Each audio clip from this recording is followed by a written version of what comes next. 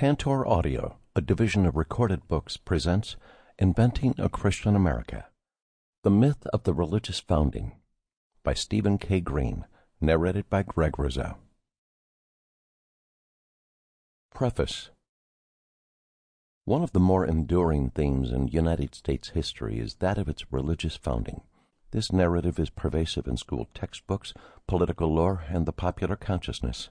In its simplest form, this account chronicles the convictions of the Pilgrim and Puritan settlers of New England, the actions of the Lords Baltimore in founding a religiously tolerant Maryland, the aspirations of Quakers, Moravians, and other religious dissenters who sought refuge in the mid-Atlantic colonies, and the beliefs of political leaders like George Washington, who identified the providential hand of God in the nation's founding.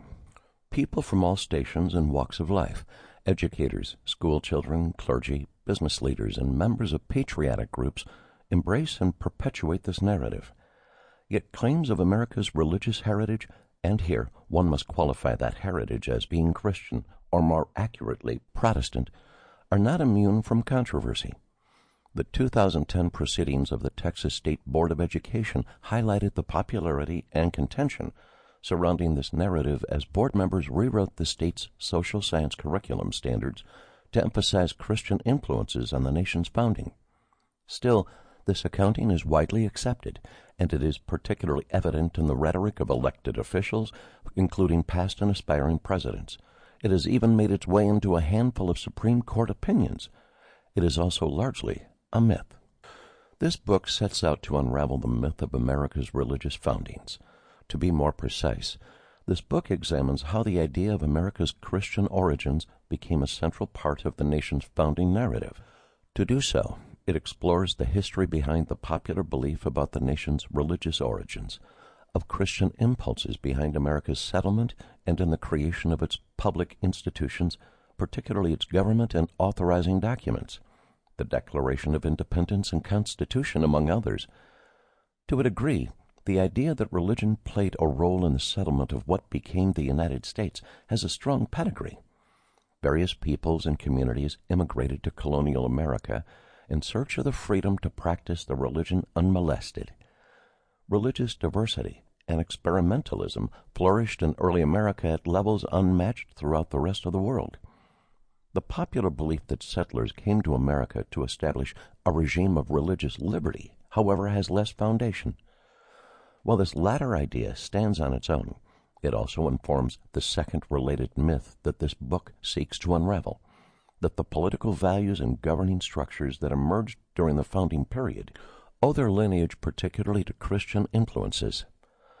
The word myth has been chosen carefully and is used intentionally.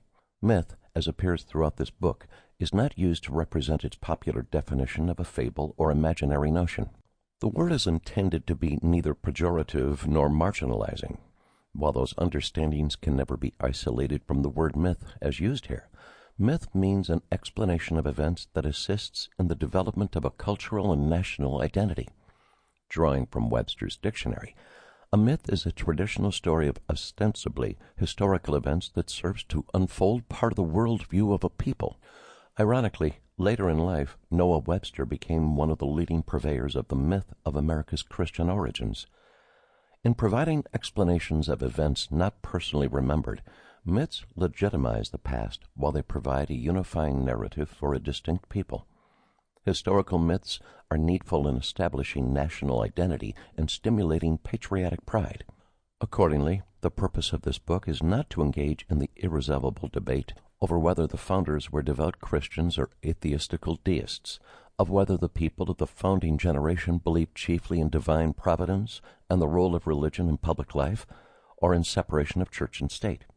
However, no discussion about the development and role of national myths can occur without some amount of debunking.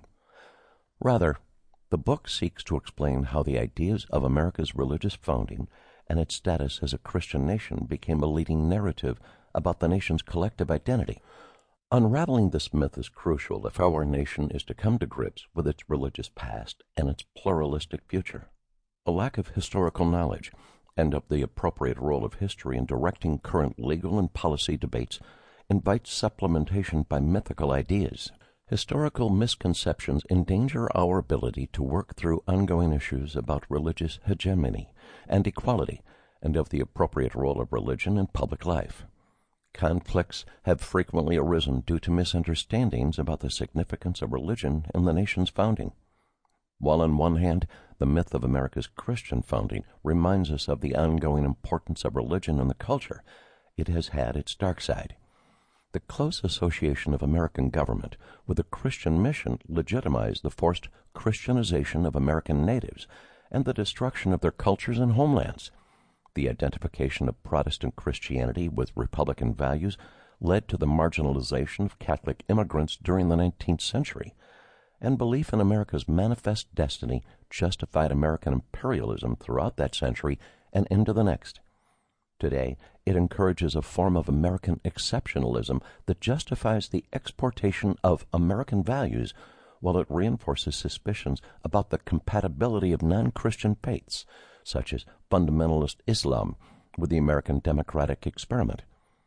As historian Martin Marty writes, the privileging by law or naming rights for one religion leads to more intersectarian rivalry, discrimination against the practices of some full citizens, and increasing resentments that unnecessarily upset neighborly and community life in a religiously pluralistic nation. Historical misconceptions also make people susceptible to the power of political rhetoric. Conceptions of America's Christian past and present legitimize the government's use of religion to further its policies. They invite politicians to expropriate religion for political ends, what James Madison decried as an arrogant pretension and an unhallowed perversion of the means of salvation. Finally, myths about the role of Christianity in creating the nation's governing institutions fuel the jurisprudential debate over interpreting the Constitution consistently with the original intent of the framers. Because the motives and intentions of historical figures are never pellucid, myths fill the gaps in historical knowledge. Neither jurists nor elected officials are immune from this tendency to rely on myths in formulating law or public policy. To give these popular conceptions their appropriate due, however, it is important to understand their origins, their purposeful creations, and their limited value as authority in the modern battles over the nation's cultural identity. In essence, we need to understand these founding myths for what they are, along with their limitations, and not allow them to control policymaking in the world's most religiously pluralistic nation. This is one area where getting history right matters. My scholarly interest in the ongoing debate about America's Christian origins extends back almost 3 decades to graduate school, where I studied a movement in the 1870s to amend the U.S. Constitution to affirm God's sovereignty and declare America a Christian nation. That led to my dissertation, in which I examined the Christian influences in the law during the 19th century, the rhetoric and reality of the Christian nation maxim in American law. Those studies focused chiefly on how the idea of America's Christian nationhood impacted the understanding and application of the law. Along the way, I wrote a handful of articles that touched on the Christian nation theme. The idea of this project, of approaching the topic from a cultural and political perspective and shifting the focus to the founding period, arose from the confluence of several events in the 2010s. First, in 2010, I testified before the Texas State Board of Education as it was considering revisions to the state social science curriculum to emphasize Christian influences on the nation's founding. That led to an article on the subject published in the Cardozo Law Review de Novo. Around the same time, I participated in a debate on the topic of America's Christian origins held at George Fox University with 3 of the leading scholarly proponents on this subject, Daniel Dreisbach, Mark David Hall, and Barry Shane.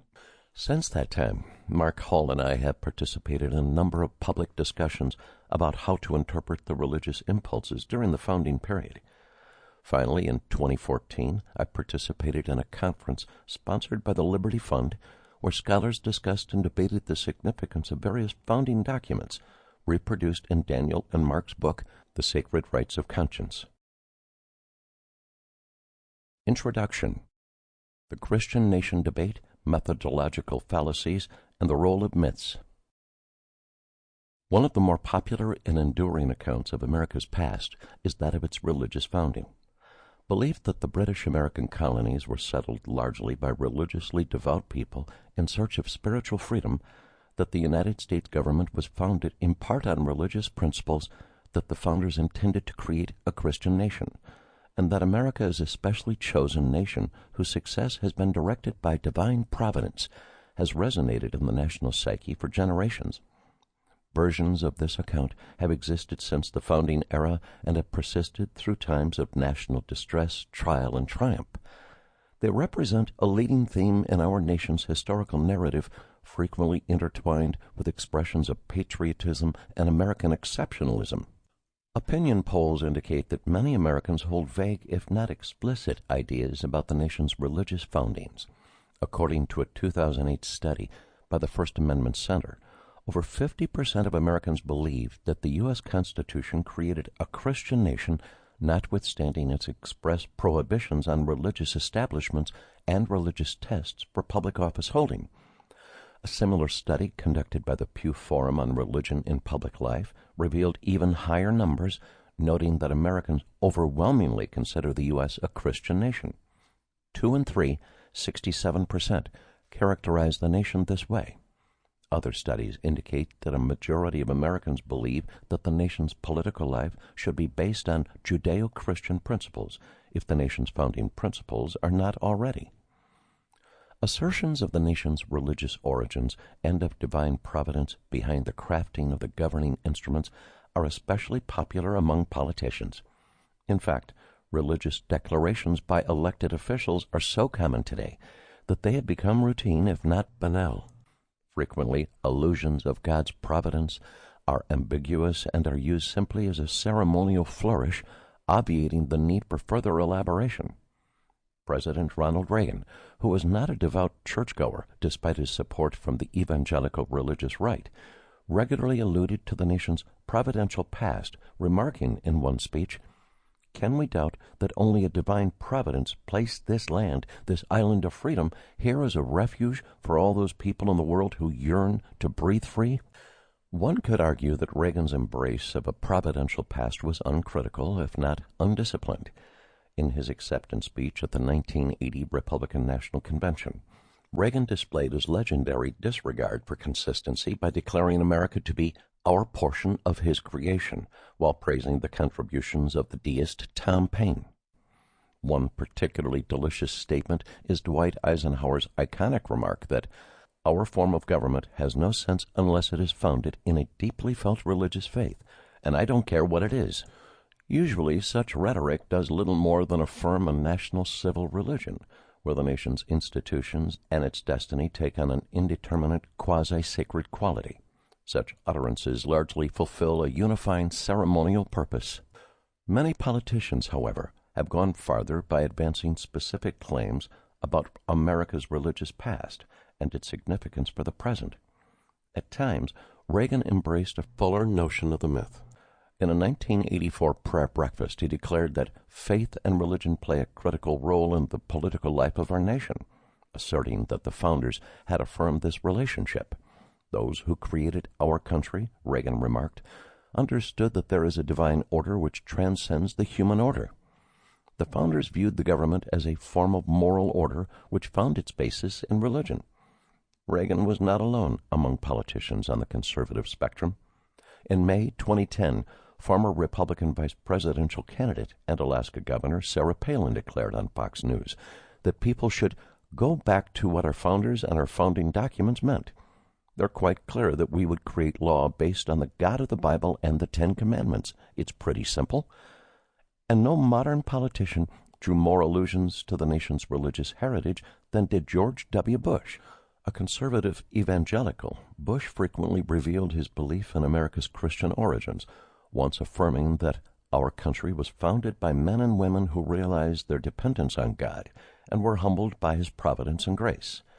The founders did more than simply acknowledge their obligation toward God. However, for Bush, America was specially chosen, not because we consider ourselves a chosen nation, but because God moves and chooses us as He wills. For Bush, this history had practical applications for present policies legitimizing his enlistment of religious organizations to operate government-funded social service programs from a faith perspective, that is to say, the faith-based initiative. It also supported an active religious, that is to say, Christian voice in the public realm. The faith of our founding fathers established the precedent that prayers and national days of prayer are an honored part of our American way of life, Bush insisted. As historian Richard T. Hughes has written about Bush in his embrace of the myth, Bush thoroughly confused the Christian view of reality with the purposes of the United States. Such rhetoric usually receives a pass from the mainstream press, perhaps because of its ubiquity. On occasion, the press criticizes a politician for too closely associating the nation's history and goals with God's purpose, but reporters usually consider such statements as being off-limits for critique. Possibly this is because there is a long history of public officials from both political parties aligning the national will with God's plan. Democrat Woodrow Wilson, our most evangelical president between Rutherford B. Hayes and Jimmy Carter, once said, "America was born a Christian nation. America was born to exemplify that devotion to the elements of righteousness which are derived from the revelations of Holy Scripture." And the nation's most beloved president, Abraham Lincoln, regularly averred that the nation was subject to God's will and to his judgment. Still, not all religious allusions have been the same. Lincoln's religious rhetoric was often in the form of a Jeremiad, calling the nation to a moral accountability.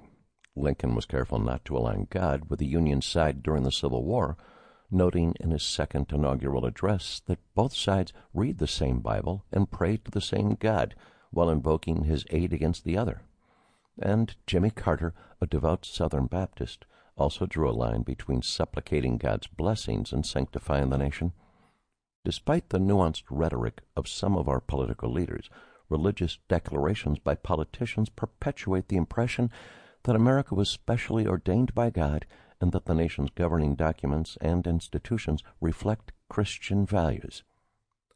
The resiliency of a belief in America's religious origins, particularly of its chosen status, is, in part, perplexing. American religious exceptionalism has not been taught in the nation's public schools since the mid-1900s, though the theme was common in school curricula, either explicitly or implicitly, for the first 150 years of public schooling. Yet the narrative persists, much of it from a religious or patriotic perspective, fueled by popular literature and the media and promoted by evangelical pastors and conservative politicians and commentators. One explanation for the popularity of this account is that the idea of America's religious founding has a protean, chameleon-like quality.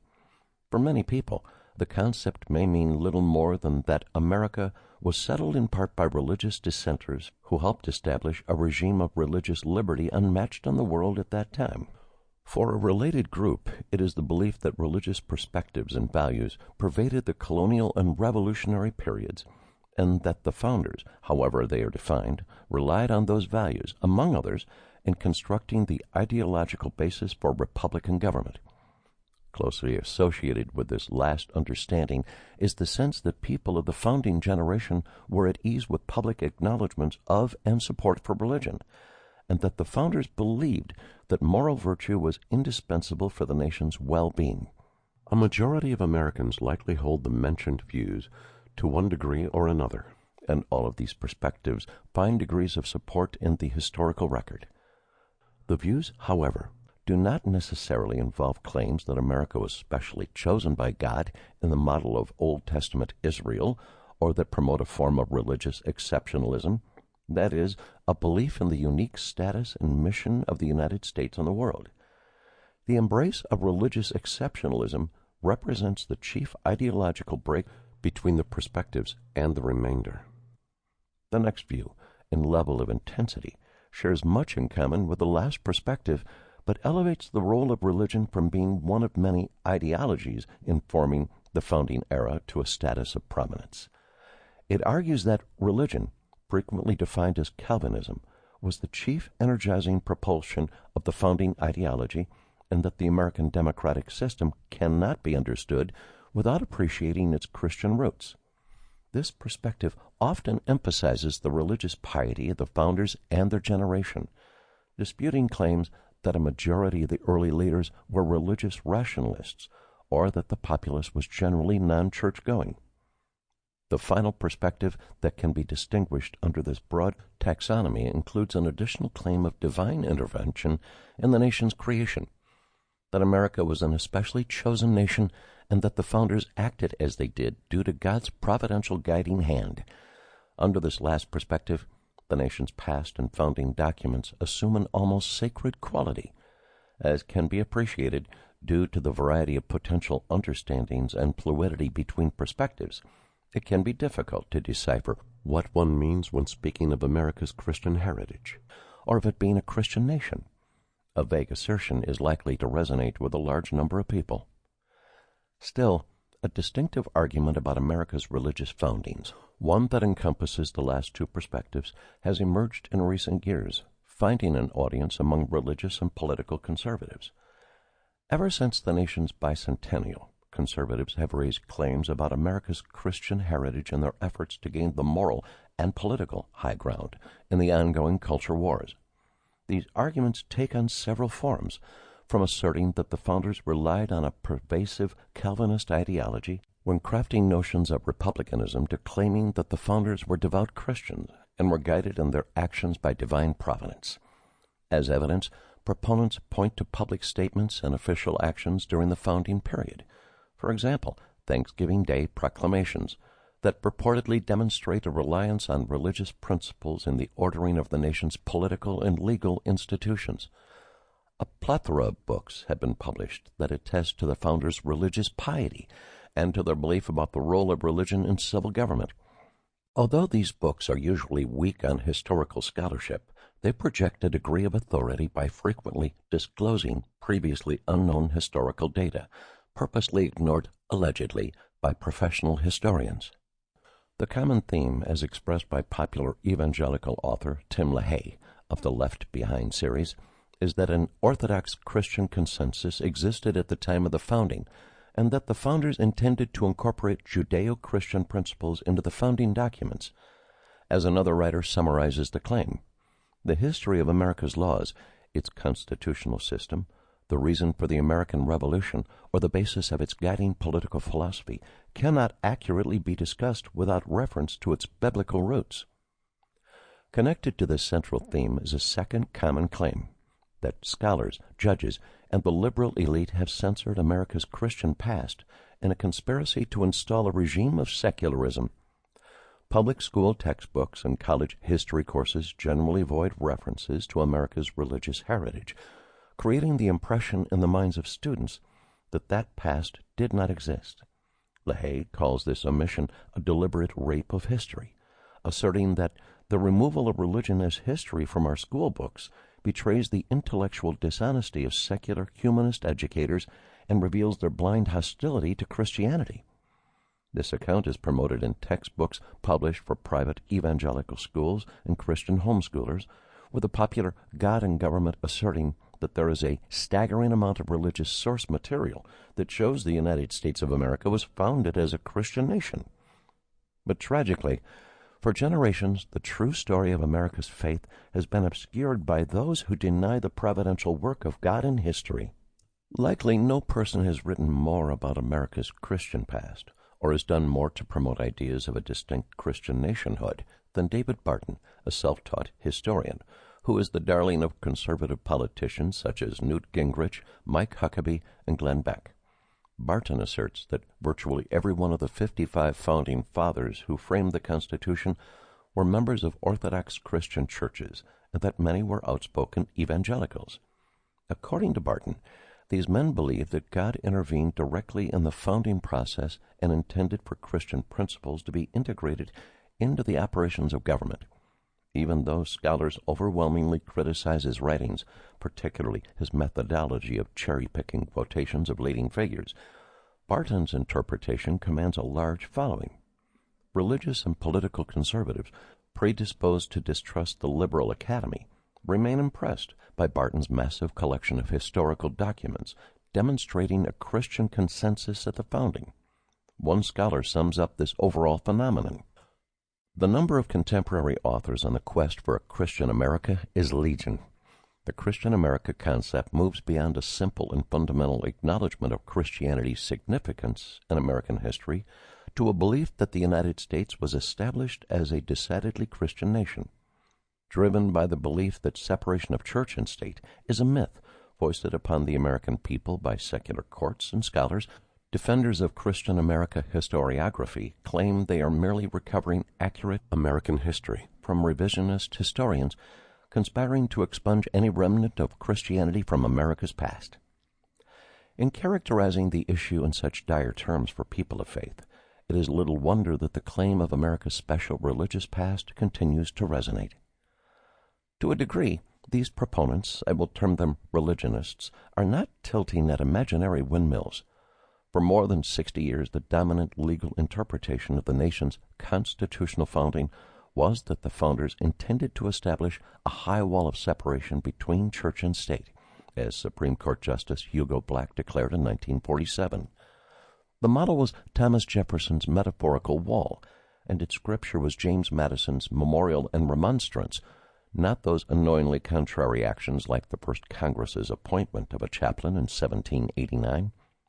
The high point, or low point, depending on one's perspective, came in 1962 and 1963, when the Supreme Court struck down nonsectarian prayer and Bible reading in the nation's schools, practices that had extended back to the beginnings of American public education, and that were viewed by many as affirming the nation's gratitude to a beneficent God. Even though the High Court never held that public schools could not teach about the nation's religious heritage if done from an academic perspective rather than from a devotional one, with the court going out of its way to reaffirm that a child's education is not complete without a study of comparative religion or the history of religion and its relationship to the advancement of civilization, most curriculum planners avoided addressing this contentious subject. For many religious conservatives, the Supreme Court's embrace of a secular-oriented jurisprudence of church-state separation was unsettling and went against their understandings about the nation's religious heritage. Religionists have also rightly perceived hostility to Christian nation claims from the secular academy. For years, the scholarly historical canon maintained that the founders relied chiefly on rational Enlightenment norms, not religious ones, when fashioning the nation's governing principles. Lawyer and historian Leo Pfeffer led the way for the secularist interpretation in the 1950s and 1960s, to be followed by scholars such as Leonard Levy, Gordon Wood, John Butler, Frank Lambert, Jeffrey Stone, and Isaac Kramnik, and R. Lawrence Moore in their popular book, The Godless Constitution. While these scholars acknowledge the importance of religious thought and movements during the Revolutionary period, they see a variety of ideological impulses that influenced the founding generation. Still, most scholars vigorously dispute religionist claims about the centrality of religious ideas behind the Revolution, of the fact of a substantial spiritual dimension to our founding, or that Revolutionary-era political thought was, above all, Protestant-inspired. A third position has emerged recently in this debate, one that could be termed an accommodationist approach. This movement has been led chiefly, though not entirely, by scholars with conservative religious or political leanings.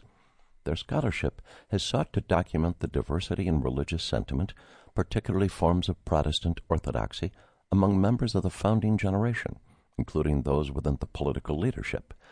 In addition, accommodationists have worked to expand the pool of influential founders, arguing that the church-state views of icons Thomas Jefferson and James Madison are among the least representative of the founders. They criticize the accepted canon as a selective approach to history that distorts the founders' collective views on religion, religious liberty, and church-state relations. The book titles promoting this interpretation are revealing: The Forgotten Founders on Religion and Public Life, and Forgotten Features of the Founding. Like religionist writers, this perspective frequently emphasizes the founders' personal religious piety and their commitment to a public virtue. It asserts that the founders could be both professing Christians and political rationalists and committed to a moderate scheme of church-state separation.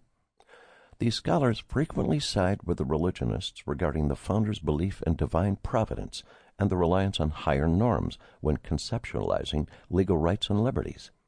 In contrast, accommodationists generally agree with secularist scholars about the variety of ideological impulses.